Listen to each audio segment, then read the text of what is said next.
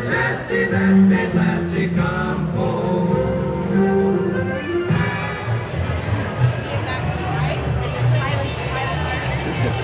I'm not so silent. Let's get in. Go ahead and get in. Gotta wait for Brian.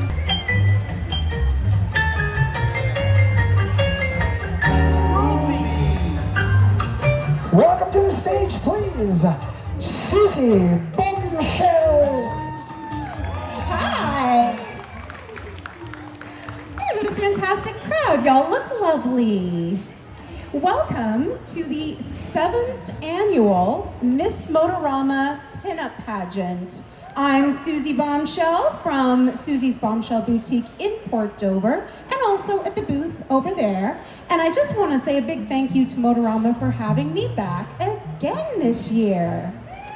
I also would like to give a shout out to last year's winner, Miss Aurora Vixen. She is going to be helping us out today. Now, new this year, we have a brand new judging panel. So I just want to take a moment to introduce these folks. Miss Mercury Retrograde. You can stand and give a little wave if you want. Miss Mercury is a returning Miss Motorama title holder, pinup photographer, and host of Red Lipstick Line podcast with the darling Miss Vintage Vanessa over there. We've also got another returning Miss Motorama, Serena Sunshine. Serena Sunshine is one of Ontario's most photographed pinup models, and we're happy to have her here with us today. And a rose between two thorns, we've got Brian Thompson joining the judging panel. Brian brings 40 years of photojournalism experience to the judging panel. He and his lovely wife, Donna, are an integral part of, there she is, with her camera in hand, an integral part of the pinup community, and we're delighted that you're here. Thank you. Now, Brian and his wife have graciously donated to the winner a professional photo shoot, so we are really delighted about that. And I want to tell you about the other prizes, and hopefully the girls backstage can hear this because it's quite a haul this year. Oh, that's awesome. So we have the crown and sash, which if you got a chance to take a look, it's super glitzy, and that is donated by myself. Thank you very much. We also have some original art, which is created by Lisa Farrow's Art. She has been a great supporter of our show from the very beginning. She's not here today, but she did send along the prize, so big thanks to her. Our winner will also take home a 2-page spread in True North Pinup magazine. Now, this really speaks to how pinup is an across Canada community, because True North Pinup is actually located out west. So big thank you to them. I also want to thank Gigi's House of Frills. Now, this is a vintage-inspired lingerie shop in Toronto, and they have donated gift certificates to the top 3 winners. We also have gift certificates for the top 3 winners from Pink Powder Puff Co. Now, this is a woman-owned Kitchener-based business, and they are exhibiting here in the Mayhem Hall, just down Artists Alley there. So big shout out to them. And also Inspiration Vintage, which is the cute little lingerie. There's Renee waving. That's the little lingerie booth over there. They have also donated gift certificates to the top 3 winners. Quite the haul.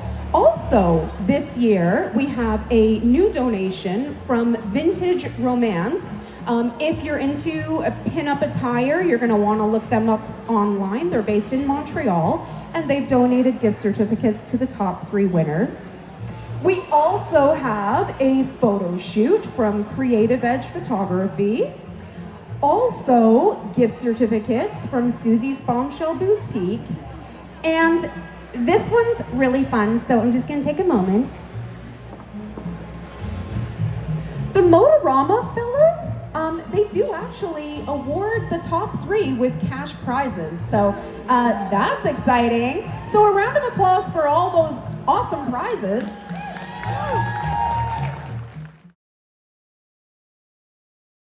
Regazza.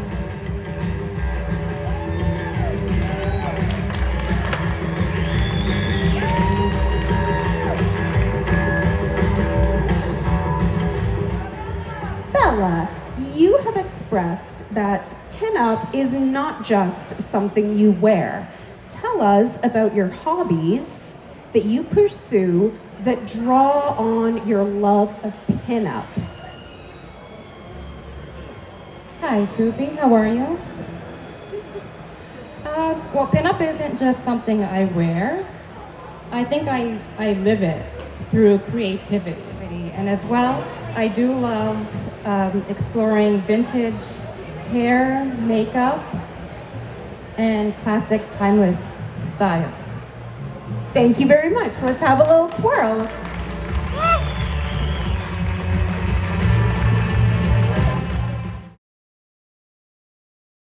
Mistress Cat Solomon.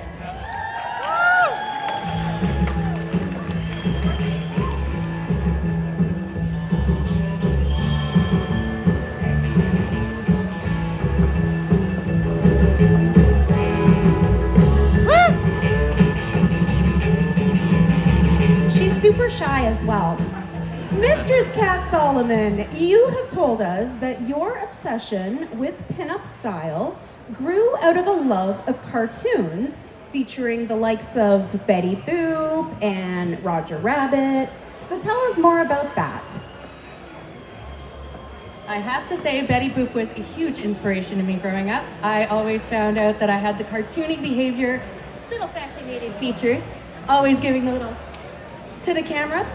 And I definitely have to say I had enjoyed my time as Jessica Rabbit, where I actually showed up as the Toronto Sunshine Girl in the Toronto Sun across Canada. And I had bright red hair, the gorgeous long red dress, and I iconically did her poses. Super, give it up for Mistress Cat Solomon.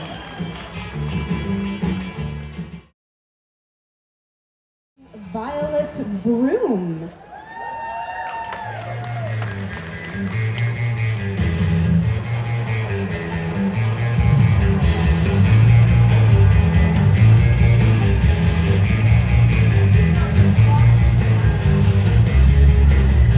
Violet, you believe that pinups are an important part of car shows. Tell us what pinups bring to car culture. That's a great question. I really do believe that the pinups are an important part of the car shows because of the energy that they bring. They really bring the culture to life. And it can be a long time between registration and when your 50-50 tickets are called. And who doesn't want to see a bunch of gorgeous gals? Our styling comes from the same era as a lot of the cars that you see here today, so it really gives that nostalgic feeling. Most importantly, we engage with the public and we bring energy to the show. So we have a car show we host in August where one of the pinners is the Pinup Choice Award, chosen by myself and a couple of my friends. And everyone gets so excited to take pictures with us. As a pinup, I'm really excited to celebrate car history and to create memories that last with people for well after the show is over. Thanks for being here, judges. Thanks for having us, Suzie. Thank you, Violet Vroom. Next to the stage, we're calling up Baby Bentley.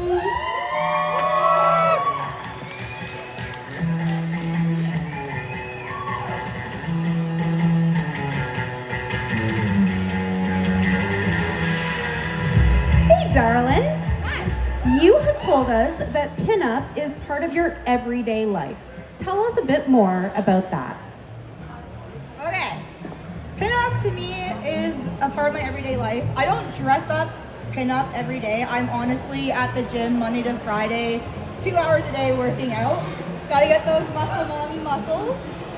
So I bring pinup to my daily lifestyle by bringing it out through my personality, bringing it out through my energy, and bringing it out through making other people around me feel the same confidence that I do.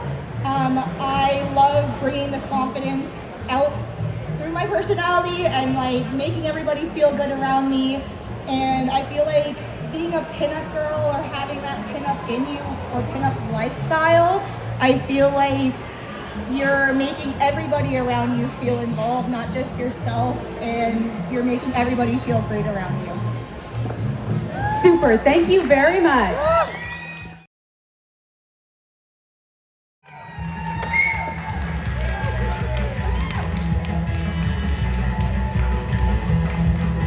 Miss Muffy Marie, I understand that your pinup origin story is one of sparks. Tell us about that journey. Thank you everybody for coming to cheer for all of us ladies today. So, I've been dressing in pinup for as long as I can remember, but I never had the confidence to match until I gave up my career as a licensed electrician. During the pandemic, I created a vintage-inspired dog treat company because electrical work was scarce. And building my company, Muffy and Meatball, it built my confidence, it built my brand, and it intensified my desire to be in a kitchen.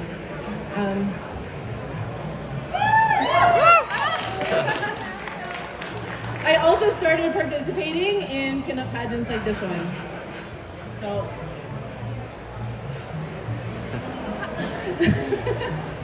I'm so nervous right now. This is incredible. You got it!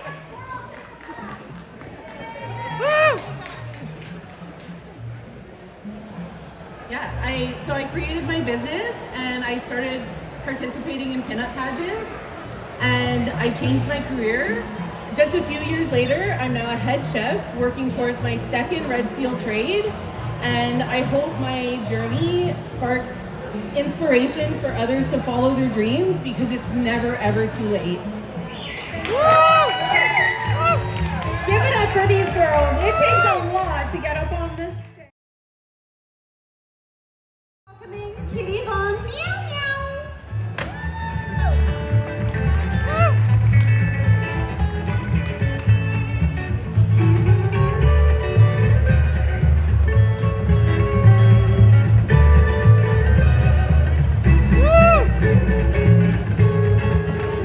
Kitty Von Meow Meow, you have described yourself as a sweet with a side of trouble gal.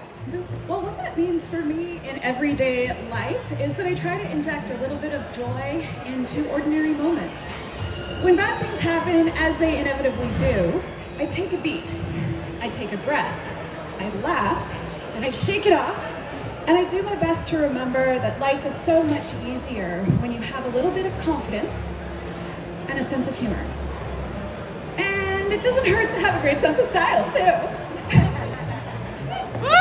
Thank you very much.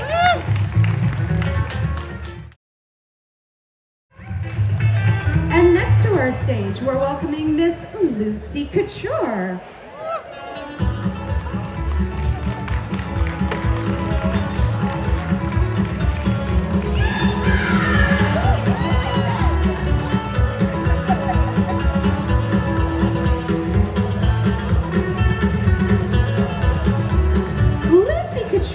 You have told us that you're a Maryland girly through and through. What is it about her that you find inspirational? Man, you know, I'm a Maryland girly through and through, like she just said, if you can tell. But I love her for maybe not the reasons that you guys expect. Not only was she just absolutely stunning and beautiful and everything she did was wonderful, however, she took control of her career. In 1955, she actually co-created her own production company called Marilyn Monroe Productions, where she could demand better pay, better rates, better roles, and that she could also have more creative control to negate typecasting, which was a very big deal in the 1950s. But it's not the only reason that I love her. You know, I mean, she was soft and she was feminine and she was gorgeous, but like she was strong and she was ambitious and strategic at the same time. She knew her worth and she advocated for it, honestly. And I think that we can all relate to that when it comes to this pinup subculture that we all love, because we love the glitz and we love the glamour and the red lips, big hair, everything, clearly. However, we also want to be taken seriously. We want to be able to advocate for ourselves, and we also want to show up with all of the work put in, the intention behind it, and in everything that we do. And I think that's the true Marilyn energy, because she was beautiful, but she had a real friggin' backbone on her, so that was good. Thank you, Miss Lucy Couture. Next to the stage, Ms. Opera Kitty.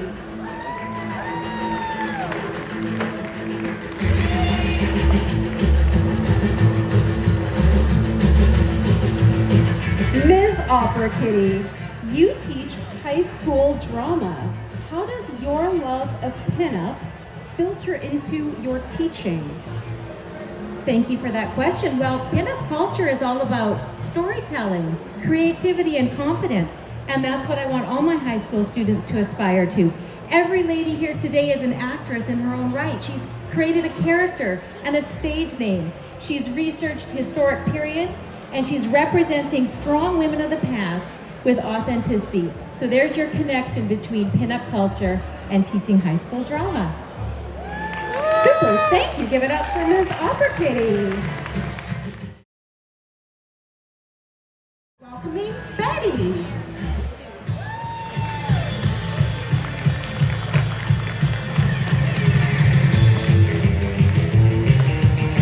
Betty, you have told us that every day is an event. How does that mantra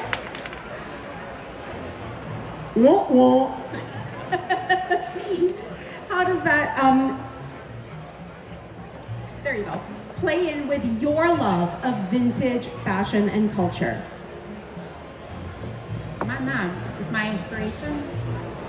Growing up, she was pretty much June Cleaver, and she was always put together.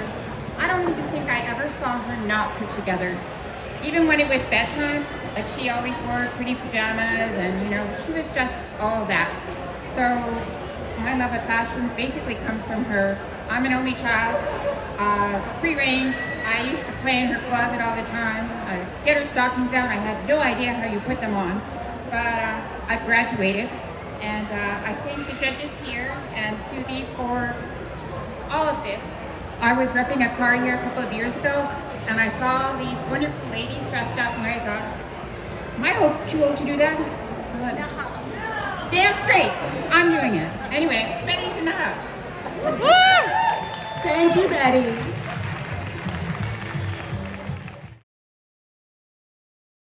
Lady Monique.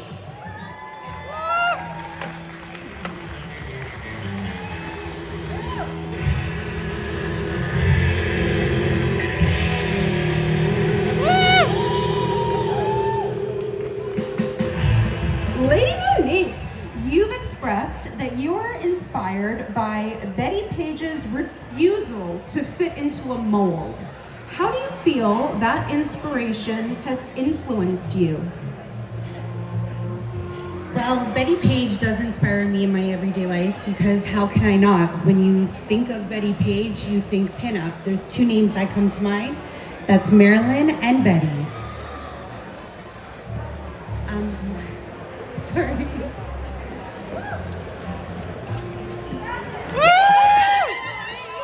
You got it.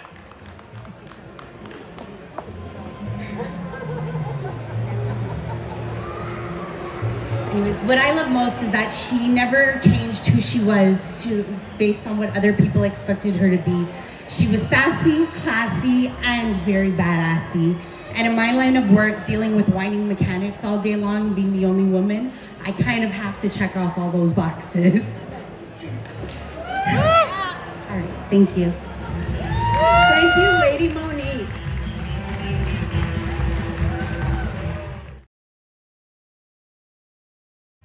And next to the stage, Lil Miss Mona.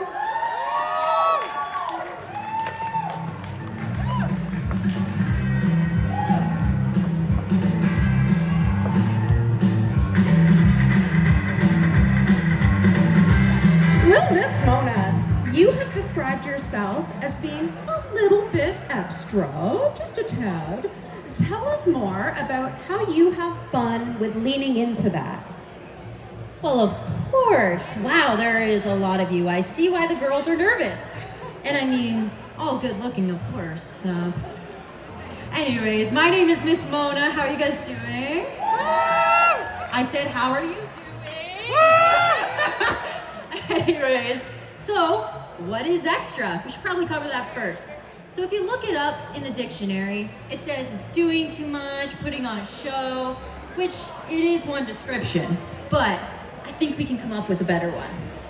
Being extra is being the most confident person in the room. Not me, no. Being extra is taking up space when the world tells you you need to be small and stay in a little corner, you know? It's standing up for things when you know that you're right. It's standing up to those that doubt you and doubt your talents and feeding those that really, really, really love your talents. And it's also taking hours, and all of these girls behind me know, it takes hours to curate, collect, and make all of our looks.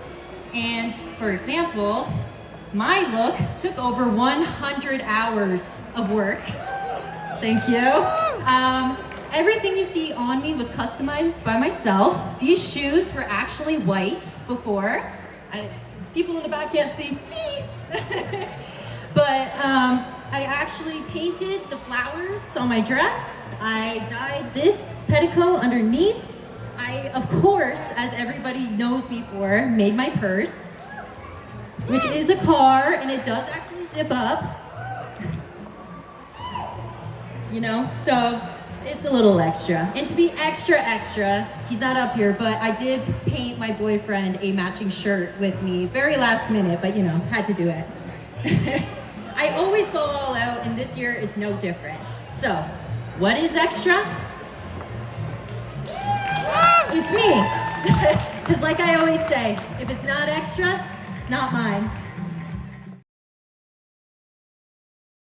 Please welcome Hedy L'Amour.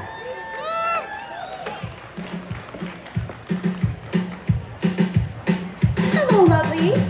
I understand that you're a history buff, and that's led you into a fascinating hobby as a reenactor. Tell us more about how you bring history to life through your hobby. Well, thank you, Suzie, for the chance to speak on what is really my very dearest hobby. As a historical reenactor, my role is to portray various groups of women during the Second World War. So impressions that I've done include nurses, women who worked in factories such as Victory Aircraft Limited, which used to stand where Pearson Airport stands today. And my personal favorite is women on the home front. So as a reenactor, I do two things essentially to prepare for an accurate impression. So the first is research. I prefer to use primary sources as much as I can find them, such as magazines, letters, or my personal favorite, which is my Eden's catalog from 1941. It's an incredible little look into what the Canadian household looked like during the war, what clothes they were wearing, food they were buying, anything really you could find at Eden's. Now the other thing, of course, as a reenactor, is I need to make sure my appearance is as accurate as possible.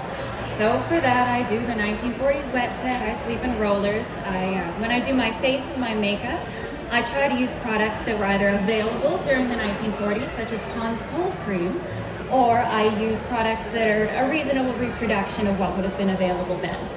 My very favorite part about reenacting is being able to share my passion for history and really bringing awareness and a true appreciation of what women, especially Canadian women, did during the Second World War.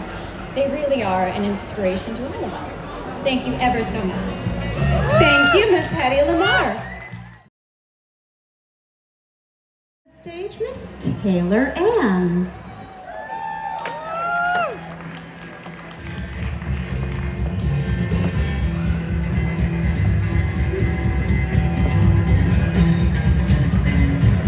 Miss Taylor Ann, I was fascinated to learn that you split your time between the garage and the stage. How do you think that that makes you a good candidate to wear the Miss Motorama crown? A lot of people are often surprised to learn that I like to spend a lot of my time in the garage when I'm not here on stage. But to me, it really does feel like home. You know, something about it, and the smells and the people and, you know, just working with your hands. But, you know, if you look a little closer, you'll notice things about me. Like, I never have my nails done. Because you know what it's really hard to do with a fresh manicure? Keep it fresh in the garage. Especially when you got to thread bolts on a starter, you know, on a 454. You know how hard that is with nails? But working with classic cars has taught me a lot of patience and, you know, respect for the craftsmanship. Not everything comes easy. Sometimes you just gotta try again. But I really think the person who came up with the phrase, you know, blood, sweat, and tears, forgot the money and a few well-placed swear words in there. Because, you know, honestly, sometimes working with cars, it's never quite as easy as just turning a wrench. Sometimes you gotta break a bolt or cut it off. But anyway, you know, working on stage and in the garage, I don't see it as separate things. I see it as one. You want to show up as your best self and put your best foot forward in both. You know, I want to show up and look my best, and, you know, I want the car to look its best. So I take it with the same mindset. And honestly, to me, the perfect Miss Motorama is not someone who just loves to look at the cars and take pictures, but someone who's, you know, not afraid to get her hands dirty and put the work into. And for all of you looking, I found the infamous missing 10 millimeter. Woo! Thank you.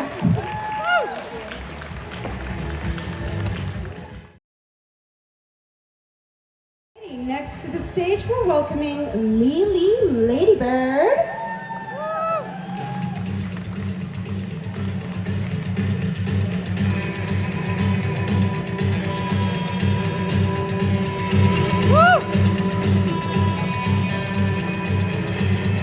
Lily Ladybird, we actually have 2 drama teachers here today. That's super cool. Now, being a drama teacher, you are well aware of the guts that it takes to put yourself out there and get up on a pageant stage. As the reigning Ms. Retrofest, how do you help your fellow pinups to feel at ease on the pageant stage? Thank you, Suzie. Hello, judges. Hello, everybody. Thank you for being here to support these girls. As Suzie says, it does take a lot to come out here and put yourself on the stage. My experiences with pinup haven't been that long. This is only my 3rd year doing things. But in my very first year, I was fortunate enough to meet a few girls who really embodied the spirit of the pinup competitions, the pageants. And one of them was our very own Miss Motorama, Aurora Vixen. But what really drew me in with them was their positive attitude and how much joy they bring. And I was just drawn to that so much. And as a drama teacher, you know that you have to put yourself out there. And it's easiest to lead by example. So I've decided that that's the mission. The mission is to be the positive person, to encourage everybody. It is very, very difficult to be up here and put yourself out and give yourself that critique. You are being judged after all. But as long as you break the ice somehow, like the icebreaker game, and talk about things that maybe aren't related to the pageant first. Where are you come from? Where's your dress from? What was your inspiration today? Where are you going next? What competitions are you going to do next time? Right? Those kind of things help pull the girls away from what's happening here. And never forget the power of snacks. I made sure that we all had a little bit of sugar at the table there in case anybody was feeling low, because food is fuel and we don't always think about that when we're up here doing the poses. So I'm hoping that the drama attitude, the positive attitude, the encouraging attitude comes through, because these girls are doing really wonderful things and they are really putting themselves out there. They are showing up and they're showing off, and it's really great. Thank you so much, Miss Lee. Next to the stage, we're welcoming Miss Lulu Lucerne.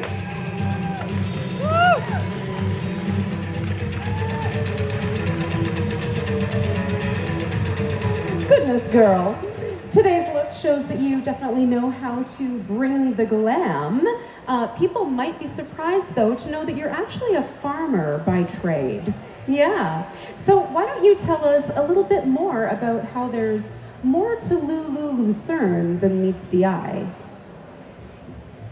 Hello, thank you, Suzie, and hello, Motorama. Woo. Do we have any farmers in the crowd today? Any farmers? Got a few of you? Excellent. Keep up the hard work. So when people see me in pageants or dolled up out and about, I often hear, "You don't look like a farmer."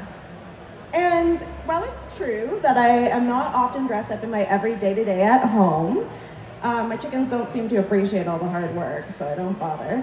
I always have to ask those people, what does a farmer look like? Just because I've got red lipstick, fancy dress, flowers in my hair, does that mean I'm any less capable of shoveling up after 52,000 chickens? I don't think so. I might not be an old man wearing overalls and chewing on a piece of wheat, but I assure you, young women can get the job done and more. I'm proud of Canada's rich legacy of females in farming, especially the farmerettes in World War II. These ladies took on the jobs of the farm roles, putting on pants for the very first time, wearing their men's shirts, their boots, and going out there to take care of livestock and farm while the men were away fighting in Europe. So there's actually, even excitingly, a farmerette and war worker pageant in Southern Ontario that I've been part of twice. And it makes the perfect combination of my passions for history, for farming, and for pinup. It's great together. So as a farmer, I have some flexibility in my time and schedule that allows me to sew a lot of my pinup outfits, like the one I'm wearing today. And the symbol on here is actually the symbol of the hubcap of my 1957 pink and black Lucerne, which is just over on the other side of the hall. And also, because of my lifestyle, I'm lucky that I have all those nuts and bolts and scrap metal and tools lying around as a farmer that I can tinker on my car with those. And also as a farmer, you get those kind of legendary farmer MacGyver skills that come in handy when trouble arises. So your heel breaks as a backstage, somebody's suitcase breaks, your hair flowers are loose, this pinup farmer is on it. Thank you so much, Miss. Stage, we're welcoming Ruby Redline.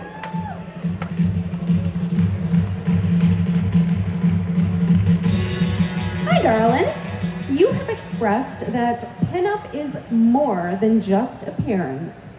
What do you feel rounds out the modern day pinup? A genuine modern pinup means combining vintage glamour with confidence, originality, and a spirit that uplifts others. So true. Thank you so much, Ruby Redline. Stage, we welcome Miss Émilie.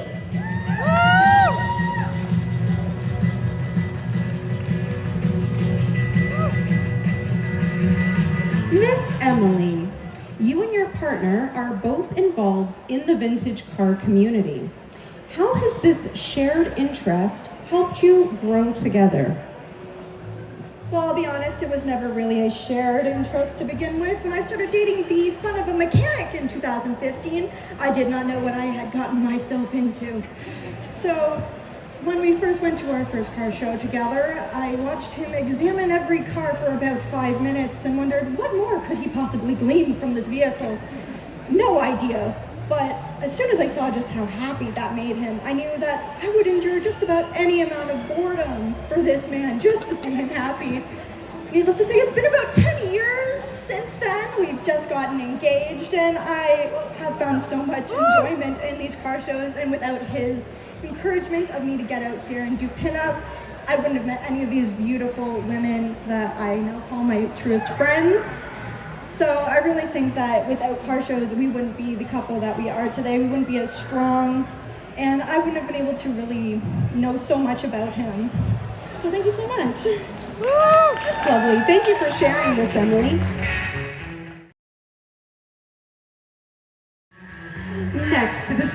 we're welcoming Shandy Lightning.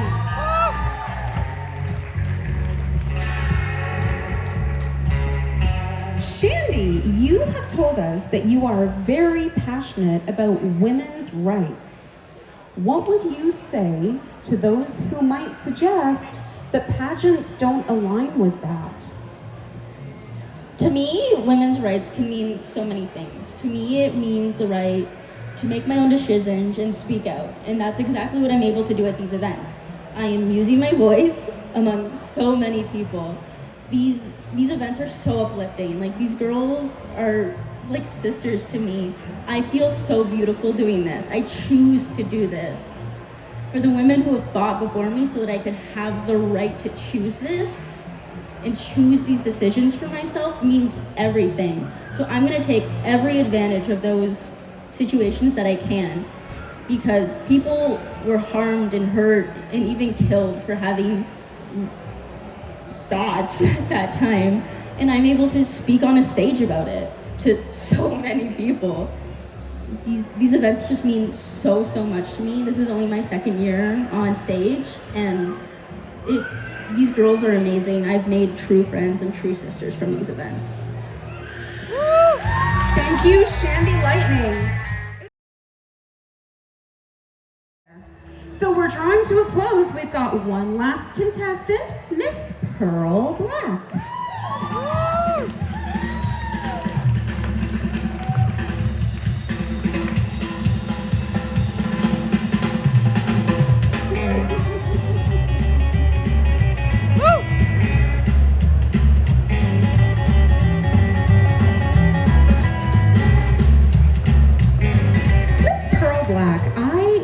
Very touched by your grandmother's story.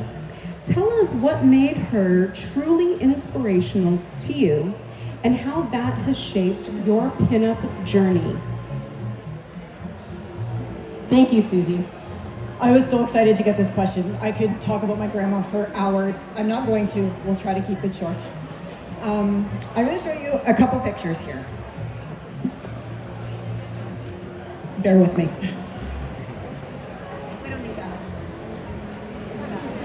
Oh goodness, we're gonna pause right there. No more. It's a family show. Okay, we just had to lose the accessories. It's a little warm in here. We had to keep Grandma in my purse because you can't steal the show right off the bat.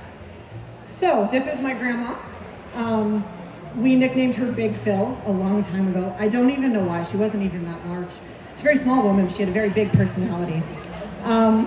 She got married at 17. She had 8 children. She adopted a 9th, and then she took care of 45 foster children up until the 90s. So when all her kids were grown and all the foster children were gone, that wasn't enough for her. She took care of children with disabilities for many years. And when that wasn't enough, once she retired from that, she was taking care of older elderly people.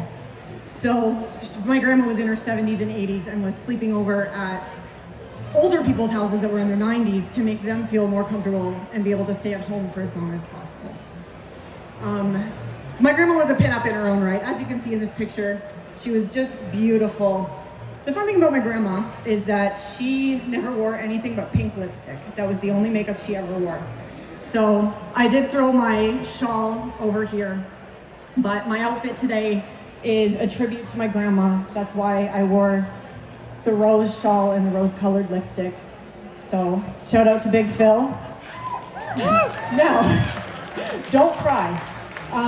My second photo, this is one of my favorites. My grandma, having that many children and that many foster children, you've got to have some form of a sense of humor. My grandma loved a good dirty joke, she loved a good prank, and she loved a gag gift. So this next photo, I hope nobody's offended by this, but she hated social media, but she said, Ella, put this on the Facebook. So ladies and gentlemen, my grandma and her Donald Trump toilet brush. Thank you, I hope you enjoyed the show.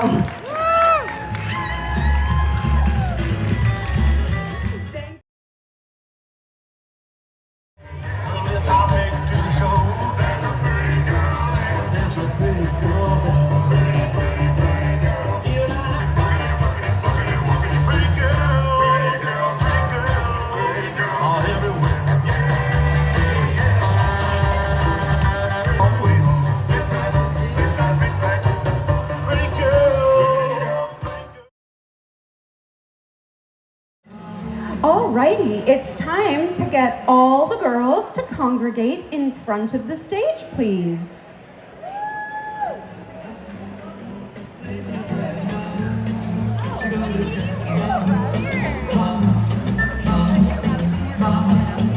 Let's have a round of applause for all these girls. They really brought their A game today. Everybody looks fantastic. If I can get y'all to just scooch. Apologies, the stage is, I think, smaller this year. Alrighty, let's have a last round of applause for the entire group of gals who really did a fantastic job this year. Just awesome. Alrighty, we are gonna get started on awarding the prizes to the winners. So, do we have a drum roll? Oh my God, we do. All right, so first we are going to call out the second runner-up. So in third place, welcome to the stage, Lil Miss Mona.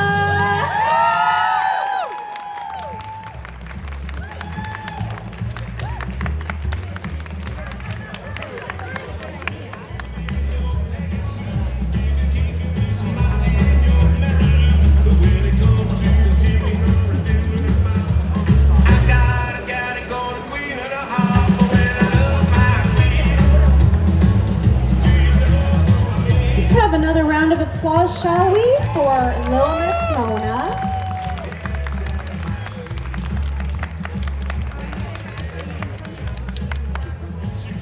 Alrighty, now on to the next one. We are awarding our first runner-up prize this year to Miss Lucerne.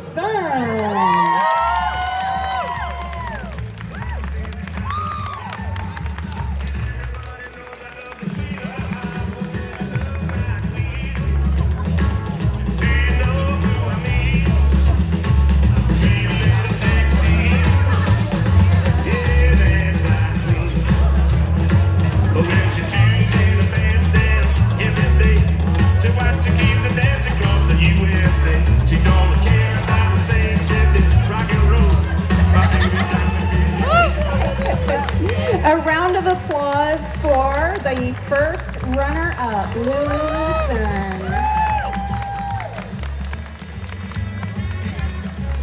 And now, the drum roll of all drum rolls, we're awarding the first prize, the 2026 Miss Motorama crown and title goes to Miss Lucy Couture.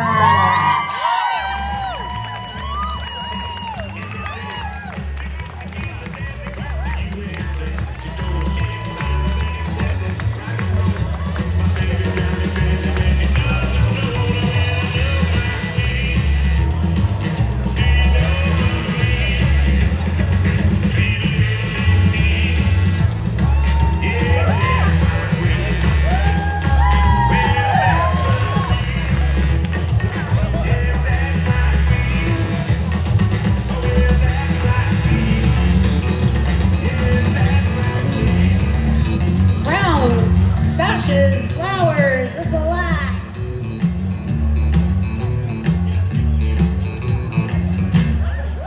Don't shoot that dress.